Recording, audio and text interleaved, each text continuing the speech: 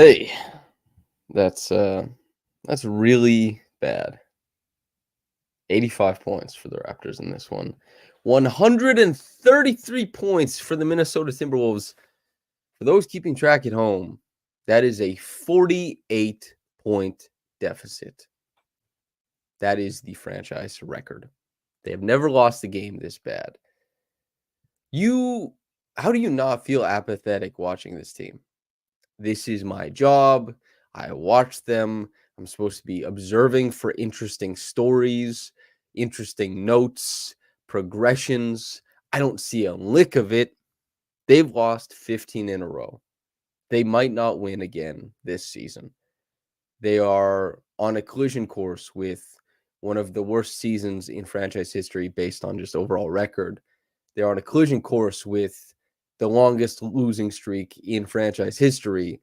They just set the record for the largest loss deficit, 48 points. They already set the home deficit. Micah Zion says the Raptors are so bad they're causing existential dread. Everyone in chat is just saying Malachi Flynn because he dropped 50 for the Pistons. Joe Wolfon had a tweet where he was talking about, at least other teams have some sort of while you're circling the drain of eternity, you have that Corey Brewer 50-point game. You get the Malachi Flynn 50-point game. Something happens. Even the Knicks got Quentin Grimes being interesting at the end of one of their seasons, right? The Raptors have nothing. My friend Goose, he said, the only thing Toronto has right now is fine women and a housing crisis. What is going on, man? I think apathy is almost never healthy. But I don't know what investment into this team could return a person right now. Is it meaningful? It is meaningful that Javon Freeman Liberty set his season, his career high. That's meaningful. That's meaningful. So I'm glad for him. But for the fan base, is this enough to juice them? Can this get people excited in a 48-point loss? Can Grady getting rid of the ball on a drive, filtering to the corner, pump, split two, going up and under, finishing with English? Can that get you excited? Can that get you through the rest of the season? I suspect it can't. Can the singular Malik Williams screen assist, can that get you anywhere? Can the 0 for 7 performance from the front court, the hapless performances that we're getting from these Raptors, and not necessarily because they are hapless, but perhaps because there's just such a big divide between one team and the other when it comes to size, talent, even investment to some degree. What are these guys playing for? Garrett Temple, Jalen McDaniels, Williams, Grady Dick, and Emmanuel Quickley. That's your starting five. Not great, man. Not great. And also just to it's Emmanuel's second game back. I was pretty underwhelmed by his ability to create in this game. But here's the thing. I can be underwhelmed and say, wow, I wish he could have carried more of the offense. However, it doesn't matter that much. He'll have better games in the future. This is not indicative of anything. It's an entertainment product, and had Emmanuel played better, maybe this would have been, more palatable. But that's not what this is. That's not what this, Mauricio Arena says, Samson, please, it's a hapless 15-game losing streak. It certainly is.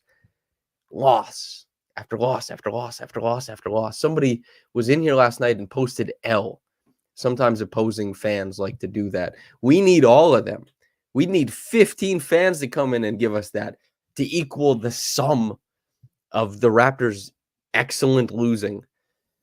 We'll see.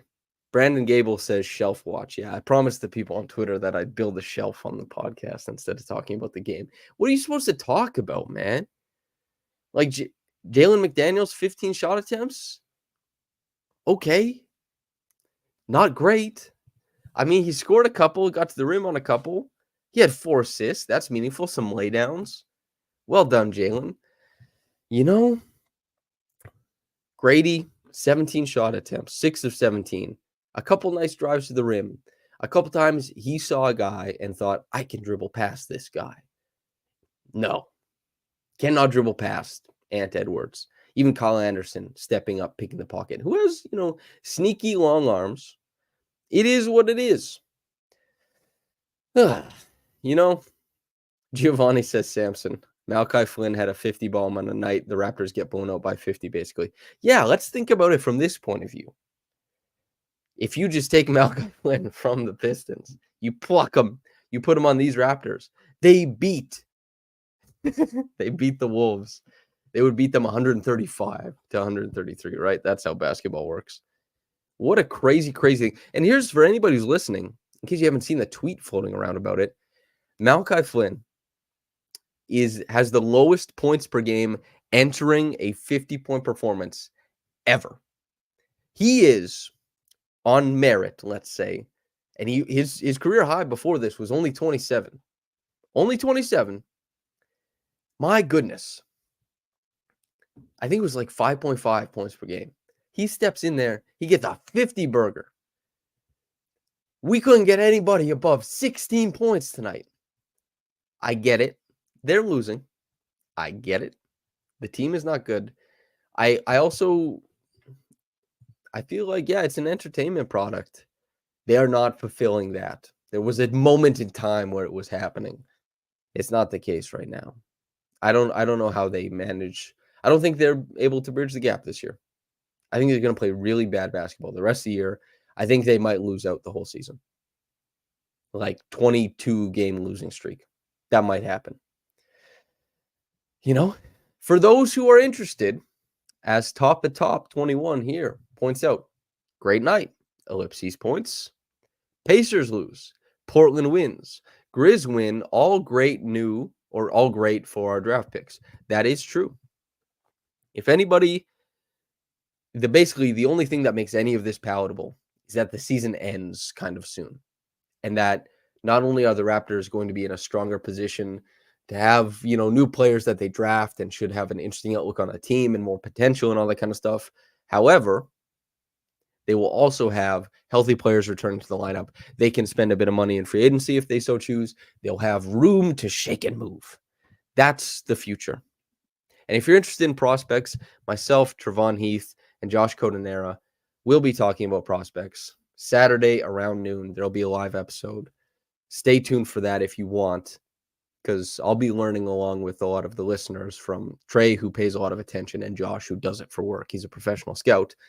So we're going to be talking a lot about the future of the Raptors over the next however long. There's a lot of forecasting. Giovanni says, last time I checked, good free agents were not lining up to sign in Toronto. That's true. That's absolutely true. But the Raptors will have like a meaningful amount of money, and they might be able to, coax somebody over there. Maybe it's like, and Luca points out that it's a bad free agent class too. It certainly is. But, a good team, the same way I don't like the way that everyone's like, well, this is a bad draft class. It's like, probably. But if you're good at drafting, you'll find a guy. If you're good at drafting, you'll find a guy. If you're good in the front office, even in a weak free agent class, you find a guy. That's how it has to work. I know it's not sexy. You don't get to build everything around it like the Raptors when they tried to like build the roster towards Giannis maybe jumping ship from the Bucks, even structuring like a dip in the middle of Fred VanVleet's contract just in case, down from 21 to 19.5, like that kind of stuff. You don't plan to that point. But if you're good at your job, you got to be able to go into free agency and get more than a Jalen McDaniels on the biannual exception. You got to go out into free agency. And I liked Otto Porter at the time, but geez, that worked out terribly, as Phoenix Play Z points out. These Raptors, I don't know, man. We'll see. Yeah, Luca points out, this is with the system that's being built. One hopes that they're identifying guys that can work, and yeah, Dog2233 says, "What's worse, watching this or the Blue Jays?" I'm such an idiot, man. I was watching both because I thought, like, you know, maybe I'll see something good. But you just watch, and it's just bad.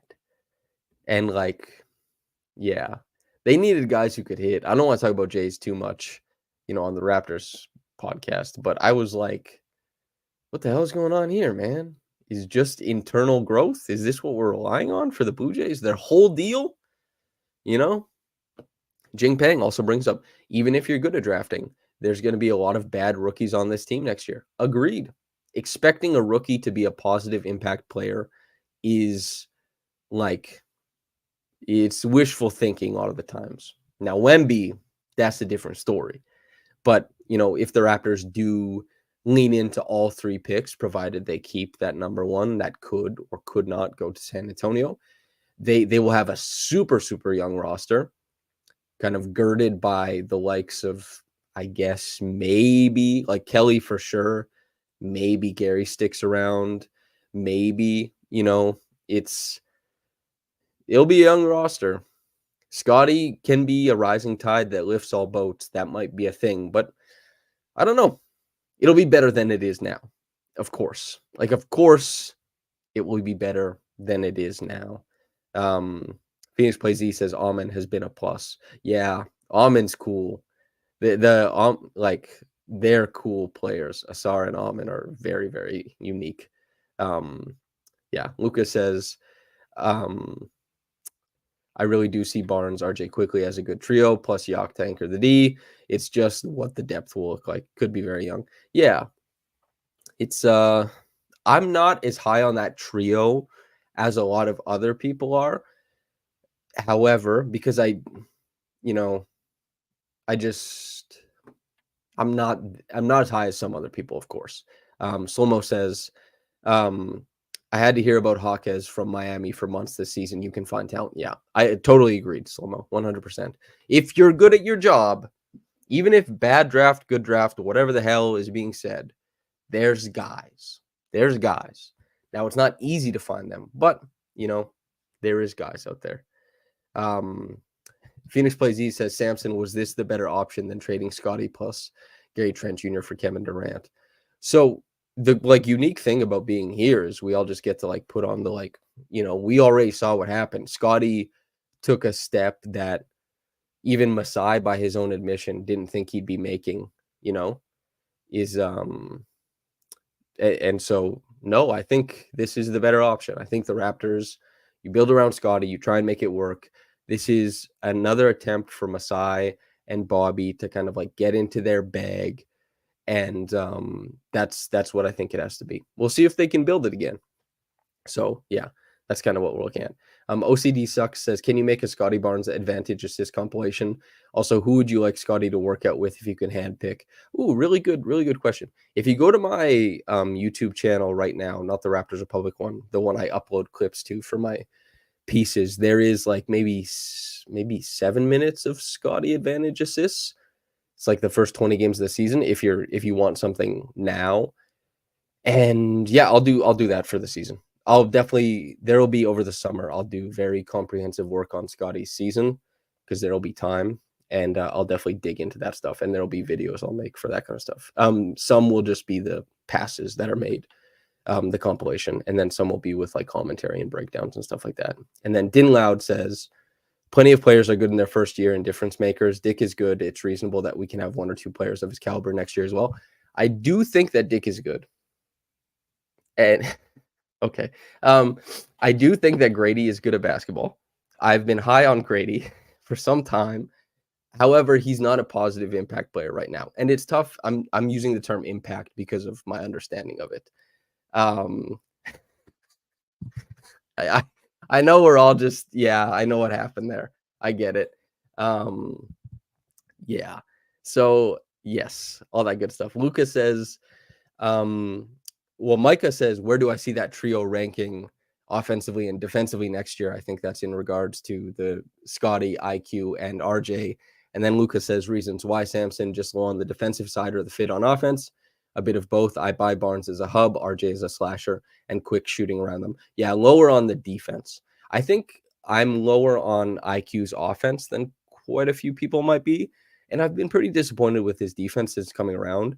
Although there was like in the aftermath of the trade, I said I don't see the stardom side of IQ's game necessarily. Like, would I say it's impossible for him to make an all-star game? No, but I'm not super high on Quickly. I think Quickly is good. I'm very glad he's on the team. I look forward to his synergy with Scotty in the future. The defense is really tough for that trio, I think. Scotty's doing a lot of heavy lifting there. But I think RJ is a slasher. It definitely makes sense. As far as like archetypes, you're seeing things that work there, of course. But yeah, that's kind of where I'm at. So yeah, it's yeah, it's tough, Coco says right here, we need defense. Oh, wait, where'd it go? Yeah. We need defense and some more depth at guard. We need more talent at guard, Like this team, it's not even depth is important. They of course need depth, but they just need talent. They need talent.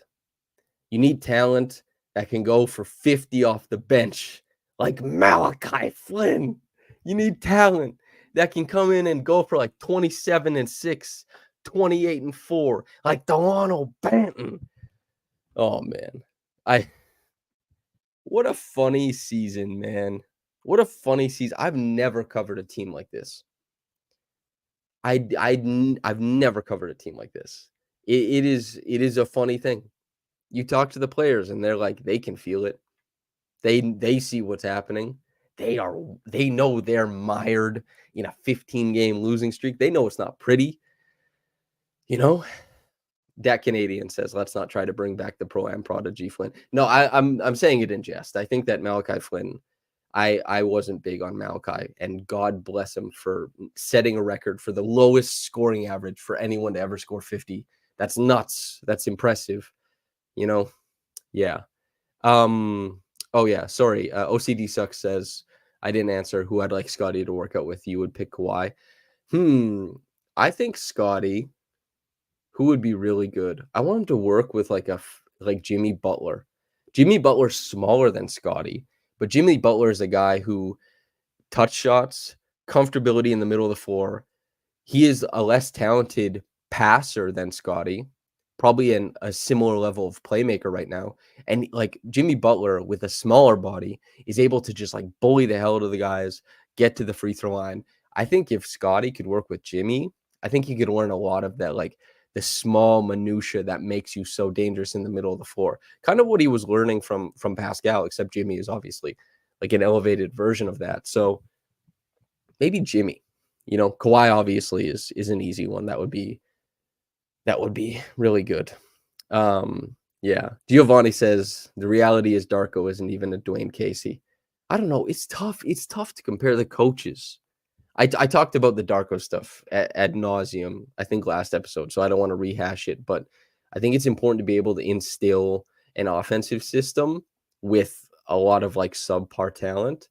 And my hope is that next season is really meaningful for where the defense starts taking steps. And that's going to be much easier when they have Scotty, Jakob, and I guess guys who do all that kind of stuff. Phoenix Plays E says, is LeBron at age 40 more athletic than current Scotty? No, I don't think so. Like Scotty gets higher above the rim. Scotty's longer. LeBron can bend in different ways. He has a different, body composition. That's always important. But I think like Scotty is more athletic than LeBron right now. But I mean, Scotty is a unique type of athleticism. You see his athleticism come. He pops more as far as like running a lane in transition. He pops more as like being a backline sweeper on defense rather than like how we think about off or really explosive athletes being like, you get the push dribble, they try and set the edge with the hedge, you throw it back middle, you split the hedge, get downhill, like dunk on somebody. We're never going to see that from Scotty. But Scotty is so strong and so like such a quick jumper, and he can really sky for a lot of stuff. And those big steps can cover a lot of ground. I go Scotty. But athleticism can manifest in so many different ways. Like even Luca, right? Like Luca isn't he isn't terribly athletic in a lot of the ways we consider it, but it takes a lot of athleticism and balance to like navigate the tight areas that he does, to decelerate the way that he does and stay in control, you know. It's yeah, there's a lot of ways for like athleticism to manifest. And Scotty is like an instructive guy as far as that goes, you know. So was Pascal, I think. Yeah. Mike asks, have I been listening to LeBron's podcast with JJ? I haven't. I saw, I think, 2 clips on Twitter, but I don't genuinely, I don't consume basketball content, not really, or basketball work, not really. It's not really my bag. I doing other stuff. Like I do basketball for work, so I'm like I'm doing that for work, and then outside of basketball, I that's do other stuff. Nesta says, does Scotty come back for one game to try for the 20-point per game for the season? How competitive is he? So I think those are 2 different questions. Because like who is that? Who is he in competition with to get like the 20-point per game marker? I don't like it doesn't even matter, you know. And I don't think it matters to him. If he's truthful, because he says all the time, right? Like, you know, if he's being honest, he's saying like, I just want to win. I don't care about that kind of stuff. So if he doesn't care about that kind of stuff and he is like just wants to win, then like 19.9 versus 20, I don't think so. You know, Phoenix Plays E says, Samson, you're not missing out on much. It's for the casuals who don't understand what a 4-on-3 advantage on the backside is, talking about the benefits of drawing to the ball. Well, I'm glad, honestly, because the coolest thing is that they have, you know, they have the plays drawn up, and they have a really good editor who does all that kind of stuff from what I've seen on Twitter. And that's like, I did a podcast with Evan Gualberto, the king of YouTube, you know, basketball compilations on YouTube. And a tremendous high school basketball coach, very high level basketball coach in the States. We did a podcast called Bouncing Around, and basically we would break down film. We'd pick one game each from somewhere across the NBA, and we'd break down film and say what sets they ran and what kind of set was really important for the game and what type of strategic decisions informed the win. And we talk about like all that kind of stuff. And we loved it. And I thought it was a really great podcast. It was before the dunker spot. It was before JJ and LeBron. We were really trying to make it happen, but X's and O's isn't really set to pop off, especially back then. And it took hours and hours and hours for us to edit and do everything on the end. For a podcast that made no money, we had to stop. So the fact that like JJ and LeBron are introducing people to concepts that, particularly if you watch that, will make my work more palatable and easier to understand, God bless them. I think that's great. You gotta start somewhere. Like I started learning playing basketball, but not everybody has the opportunity to play basketball. You know what I mean? So everyone starts somewhere. It's Blake Murphy, for example, who does Blue Jays Talk Plus, and many people know I played a decent level of baseball. I learned baseball, but as far as like my fluency in baseball statistics, he's answered a million questions from me and just allowed me to learn about baseball from like that point of view. When I get a chance to talk to like Brian Scalabrine or something when Boston is in town, and I get to like pick his brain, or any other number of like former pros or people that I look up to, like in the pregame press conferences, I don't even necessarily ask quotes for stories from coaches. I just ask them like something I'm really interested in. And I'm like, maybe I'll talk about this, maybe I won't, maybe this quote ends up somewhere. But we all learn, is like we all learn somewhere. And the fact that LeBron and JJ are doing it on a massive platform, hell yeah, man. It's really good. Andre Osipov says, I still don't see plays develop when I watch LOL. I think, and he say I'm Dumbo, not at all. You don't have to really notice what's happening on a play every time you're watching it. If you notice where the advantage is created, you're watching hoops. You're really watching hoops. And sometimes the advantage is created on the backside. And so maybe it's a little bit more helpful to see the play developing from that point of view. But if you're noticing where the advantage is created, typically it's on ball. typically. And sometimes teams involve two or three people in an on-ball action to create that advantage. It's it's kind of like that you're there. So Andre, you're there. That's great. I think we had a question that Stephen Liu says, "Hey Samson, let's assume the Raptors win the draft lottery and pick first overall. Would you trade the pick, or who would you pick?" Um, I the trading the pick is like just dependent on what's being offered. So maybe no. I can't answer that really faithfully. And then first overall pick, since I'm not super aware, I just have to say maybe Alexander Sarr because I know he's a big name, but I'm about to begin the process of learning about a lot of players. So Alexander Sarr, if that's hilariously wrong and you want to poke fun at me right now, feel free. I'll be doing a lot of watching and learning over the next however long. But over the next couple weeks, my answers for prospects and stuff like that will start to get much better. Yeah. It's here's an interesting question. Solstice 99 says, "Can you envision the Raps letting go of any assistant coaches but keeping Darko?" Um, I think maybe it's a possibility, especially since assistant coaches like you don't really know sometimes if assistant coaches have been let go or if they've just joined another team, right? Like sometimes it might seem like a lateral move, but it could just be like a guy going to with a friend. Like that's like, oh, these coaches know each other very well. Some of them don't know each other that well, but they're always aware of one another. And so if anybody leaves the Raptors, um, as far as like if anybody leaves the Raptors and goes to another team, it's easier to just assume that like those two coaches are quite close than it is to think that it's the Raptors, letting go of anybody. Slomo here says, "Who was the last NBA champion that did not have at least one or two top five players? Basketball is a very easy game when you have talent." Certainly. The best players create advantages as soon as they step on the floor by proxy of their existence. And then when they have the ball in their hand, they can dominate and like they can just control everything. They can descent upon others. It's just like talent makes the world go round. Brandon Gable says, "One thing I love about watching things like March Madness is it's a little easier to see where the plays happen and advantages are created. That's where I started to see a lot more personally." That's great. Honestly, the fact that you even pick this stuff up while you're watching, you're like, it's already quite an elevated view of watching basketball.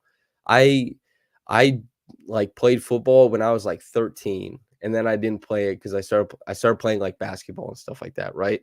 And I played Madden, and that's how I learned plays in football. And I can kind of recognize like cover too. But when I watch football, I don't know what the hell is going on.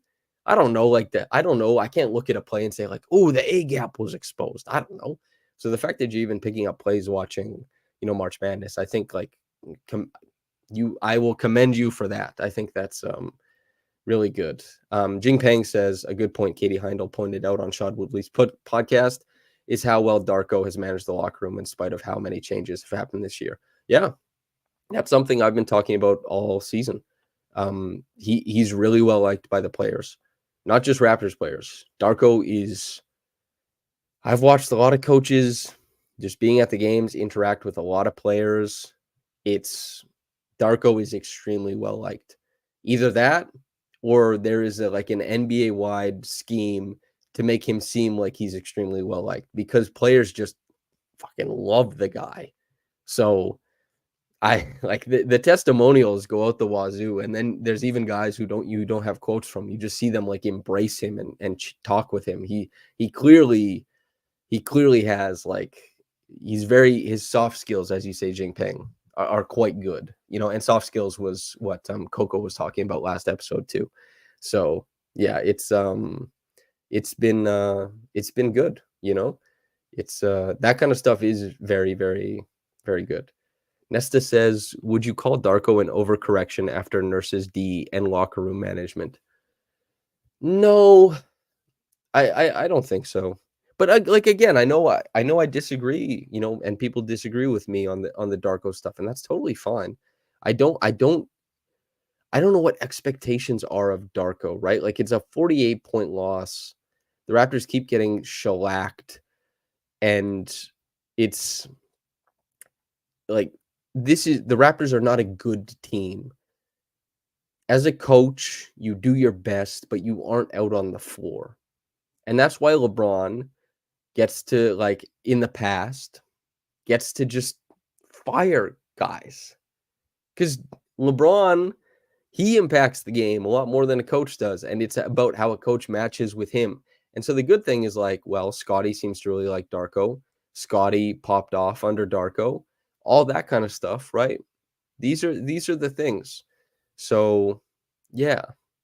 Phil Dupuis says, when do you think there will be enough fan pressure that Masai will have to speak out publicly about what is going to happen with this team? If I had to guess, I bet Masai has an end of season press conference, similar to the one he had last year. And actually, like, we don't get to talk to Masai very often as media. I'd love to be able to talk to him more often, ask him more questions.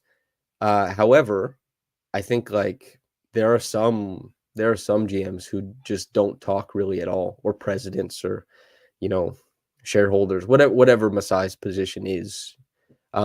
He actually talks to the media, I think, a little bit more on average than a lot of GMs. But I think we're looking at the end of season, if I had to guess. By the way, there's, like, I think we had 100 at one point in time. I always forget to ask when the views are at their highest, but make sure to like the video. It helps spread it around. Nesta says the Knicks president hasn't been seen in years. Yeah, it's been like years. Leon Rose, right? Just years and years. Coco says, Samson, you ask him the probing questions.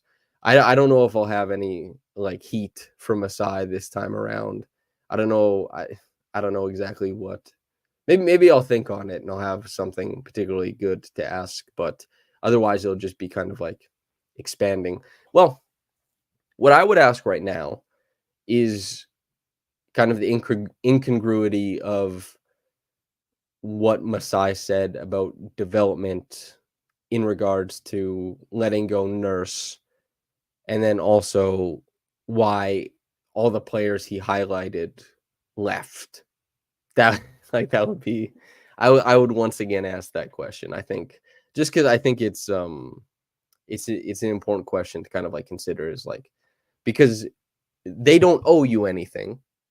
It's just whatever, like nobody owes anybody anything. He's not, I'm a media member. He doesn't have to answer anything I say, but it's helpful if you want to actually get an honest answer, if you quote people back to themselves so that they do have to reckon with what was said. And that's been helpful with, like, the Masai stuff, in my opinion. So I don't know, man. We'll see. But this team is like, everybody's injured or resting or whatever you want to call it, injury management, etc., etc. Yeah, I don't know, man. Congrats to Javon, 6 of 10, set his career high, 16-6, had a couple nice drives to the rim, was glad to see him bang a couple triples. Emmanuel disappointed me tonight, but that doesn't matter that much, right? Williams did not have the start he wanted to, certainly. Hopefully he plays better next game. And Grady, I like to see him keep getting the shots up. Phil Dupuis says, I hear that despite the abysmal quality being put on the court, ticket prices have not dropped. Yeah, the ticket prices are going up, which I don't agree with. But the Raptors, we're looking at a team that, like, they won a championship recently. They're in a city where everything gets more expensive anyway, and it's just like, people just raise price. It's called greedflation. That's what happens, right? Like, that's also oil.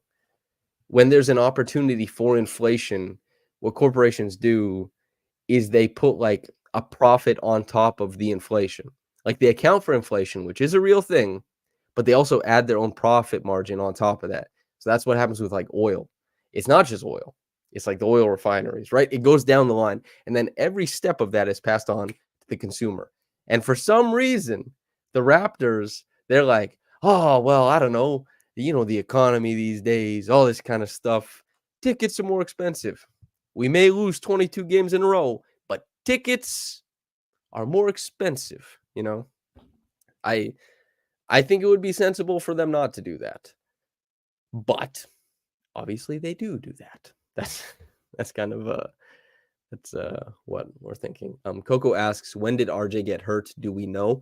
It's the knee soreness, which I believe is what they've been calling before his brother had passed away. When RJ was missing games, it was to deal with knee soreness.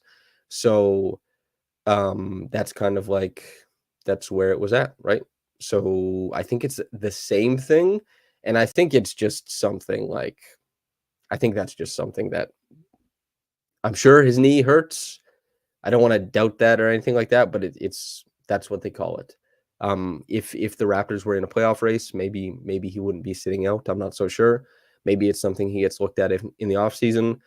But it's obviously been in name lingering for a long time. I wonder the physical manifestation. Phoenix Plays E says, Samson, what's your favorite pick and roll coverage you like seeing teams execute? I love watching teams play good drop defense.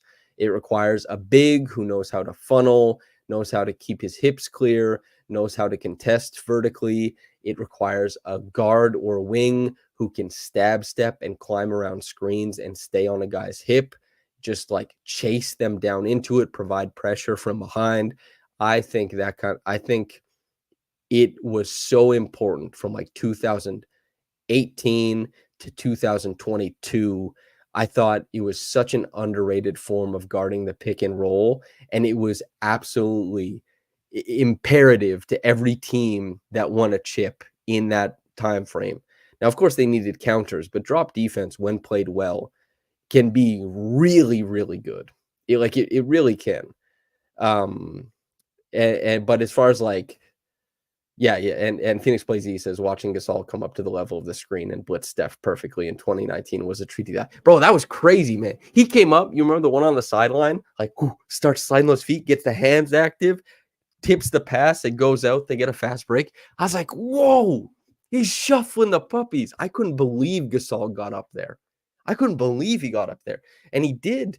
And, partially Gasol is able to, blitz or hard hedge and recover because of the length behind him to kind of gob up those passing lanes and make it look like when Curry, if the hedge or the blitz forces a pickup, it's tough to find the release valve, or the release valve has to come up above the break and meet him, make himself available instead of going downhill, making the passer find him and then working with an advantage. But it's like a team-wide thing. But Gasol, I was really impressed.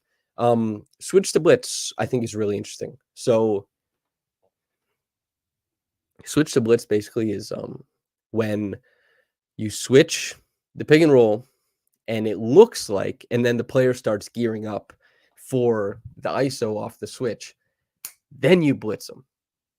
It kind of the offense like settles into, okay, we're going into ISO offense. And then all of a sudden the guy's being blitzed, and then the players have to start like coming back up the court to be a release valve and all that kind of stuff. It really messes up the regular timing of how teams want to attack switches. And it's a good wrinkle to make teams kind of feel uneasy about how they want to handle those actions. So it's a really, really good wrinkle to throw at teams, especially if you're a switch heavy team.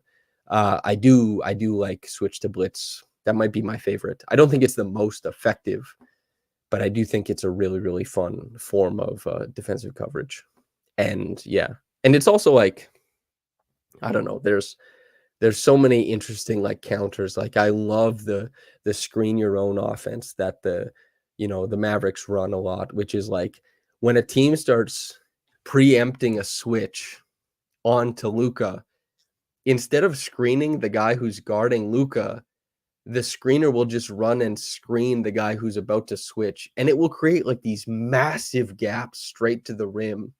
And I'm like, this is such a fun little thing. A good screener, like creating angles, flipping it, like rescreening, you can carve out big, nasty spaces on offense.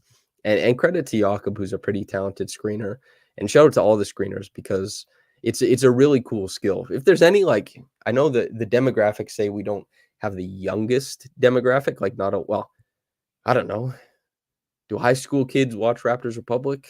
I'm not so sure, but If you get in the gym and like work on screening, if you can lay down a screen or you know how to flip it for a player, they'll be like, hell yeah, this guy rocks. And also like, hit the screen, hold it, flash, and make sure you always like stay in line with match like eyes with your guy running it and make yourself available. You're already doing like 80% more than most of the kids your age. Yeah, screening is really cool. It's a really fun little like thing you can dominate in small ways. Yeah, I think yeah, that's kind of fun. Matt Utley says Samson, the Don Cherry of Canadian basketball kids. Please no. Phil Dupuis, this will be the last question I answer. What is my opinion on drafting for talent versus drafting for position? Draft for talent, I think always. I think I think that's definitely the most important thing to do. And I think drafting for position is not the best. I think, Drew Marshall says, how much do I think viewership is down? I mean, on these, it used to be like early on in the season, if there's a Raptors win, we get 500 people up in this bad boy. Now we're hanging around like, I don't know, like 70 to 100 on these. I don't know if it scales accordingly, but I gotta imagine. I know a lot of people who used to watch games who are not watching games now. When I cover the team, my family knows I cover this team. When the Raptors are good, everyone in my family knows what's going on with the Raptors, and they let me know. That was a fun game. Good game. All this kind of stuff. My dad checks in like once a month now on this. He goes like, not good. Agreed, Pops. Not good. My grandma used to hit me up after like every game. She'd watch those games. She's not watching. Who would want to watch this? It's bad hoops. Things Play Z says, what's up with the LeBron Sunshine memes? I don't get it. My friend Malcolm sent this to me, and my favorite one was the Marge Simpson version. It is completely inscrutable. There's no way to understand the origin or the genesis of these memes. However, I do think they're funny. I do think they're really funny. Yeah. YG7 says, I checked out after Scotty went down. And there's a barcode who says, people still watch the Raptors, LOL. I gotta say, it's kind of flattering that you guys don't watch the games, but you pop in. I appreciate it. Because it would be hard to do. It'd be hard to do a live show with 0 viewers. Like, I don't have a lot of ego. I don't care much for the viewership numbers. I'm just here talking hoops, all good. But doing it to 0 would be tough. I know there's like Twitch streamers who start out doing that, and it's just you have to pretend like people are out there. But golly. 888 MJL says you went to the game. Solstice 99, you went to the game. Mel says real ones watch regardless. Shout out to the real. I can't believe you guys were at that game. Well, I guess, wait. It was in Mini. Are y'all from Mini? Or are you just saying in general? Probably. Yeah, there's definitely like season ticket holders who watch these and all that kind of stuff. Derek K says grandma can go to bed early. Certainly. Yeah. Yeah. Wow. 888 MJL says you live in Minnesota. Cool game. I hope you get to go to lots of those games in Minnesota. That's like the coolest team in the league. Them and OKC, I think, right? Also, the Knicks, when healthy, are pretty badass too. Like Nas Reed, Karl Anthony Towns, Anthony Edwards, Jaden McDaniels. These guys it's a sick team, man. Very cool. I hope you get to go watch them pretty often. Andre says, my brother bought tickets for the Kings game and came from Vancouver. I felt so bad. Woof. That's not good. That's tough. Andre, condolences to your brother. Coco says your friends were at the game from Thunder Bay. Cool. And Phoenix Plays E says the Thunder are pretty fraudulent versus any team with real size. LOL. Yeah, we'll have to see. We'll have to see what happens with them in the playoffs. So I'm pretty interested with how that looks, and I hope that it elicits some superhero performances from Shea and J-Dub, because there might not be 2 players in combination who I love watching more than Shea and J-Dub. Very different players, but just genius applications of their talent on the court. I just, what a treat to be an OKC fan and get to watch them. There's like other considerations too. They didn't even buy in. They should have gone in at the deadline this year. They should have made a move, man, but they didn't. Cowardly. I hate it from that aspect, actually. I hate it from that aspect. YG7 says a healthy Knicks beats the C's. I love that, man. I love that take. Because the healthy Knicks, what a badass team, man. The Knicks healthy, they just grind for offense. They have talented enough shot makers. They have some heady cutters. They have some good spot up shooters. Brunson and Randall to a lesser degree. God, they just grind for it, man. And their defense, they go hard. I like the Knicks a lot. I think they got a chance for the next couple years. I know it kind of depends on the West, and what the situation is over there. But the Knicks, there could be a year or two where they're the Kings out east. They're a cool team. But that feels like a podcast, yeah? That feels like a podcast, everyone? Podcast? We're just kind of talking after these games. Not so much talking about the games, Ian says, love the Knicks. They play like the Raptors used to. Makes me nostalgic. They grind, man. They really grind. Let's see. One more. The barcode says Flynn for 50. Did I talk about it? I did.